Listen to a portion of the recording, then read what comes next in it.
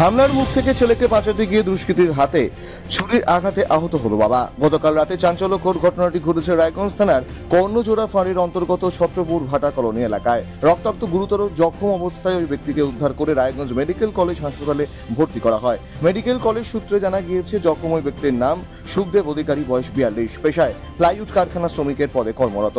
জখম ব্যক্তি সুখদেব অধিকারী বলেন, গতকাল সন্ধ্যায় আমি কাজ থেকে বাড়ি ফিরে এসে দেখি আমার বড় ছেলেকে মারধর করছে স্থানীয় এক দুষ্কৃতী ভানু বিশ্বাস।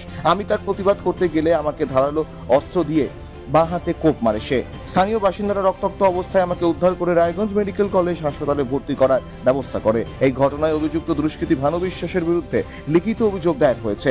অভিযোগের ভিত্তিতে অভিযুক্তের খোঁজে তল্লাশি শুরু করেছে কর্ণজোড়া ফাঁড়ির পুলিশ। স্থানীয় সূত্রে জানা গিয়েছে, অভিযুক্ত ভানু বিশ্বাসের আগেও একজনকে গলার নলি কেটে খুন করার চেষ্টা করে। এছাড়াও সংশ্লিষ্ট গ্রামের এক গৃহবধূকে এলোপাথারি কুপিয়ে খুন করারও চেষ্টা করে।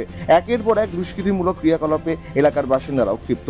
গতকাল গভীর রাতে ছত্রপুর গ্রামের মহিলারা কর্ণজোড়া ফাঁড়িতে এসে মাস পিটিশন করে যান। কি নাম আপনার?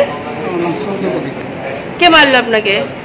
রাখাল বিশ্বাসের ঘটা কি নাম? ভানু বিশ্বাস।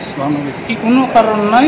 আরে আমার দাদা দোকানে গেছিল, দোকান থেকে আসার পথে আমার দাদাকে বলে কি ইট দিয়ে মারবে। আমার বাবা ছিল, বাবা বলে কি কেন মারবে, ওর জন্য বাবাকে কুটাল দিয়ে মারার পরে গোটা পাড়ার লোক জড়ো হলো। পাড়ার লোক মিলে সবাই মিলে ওকে মারলো। মারার পরে তারপর হচ্ছে ফাঁড়িতে গেলাম। ফাঁড়ির থেকে বললো যে হসপিটালে গিয়ে ট্রিটমেন্ট হোক, তারপরে একটা কাগজ দেবে, ওটা নিয়ে ভর্তি।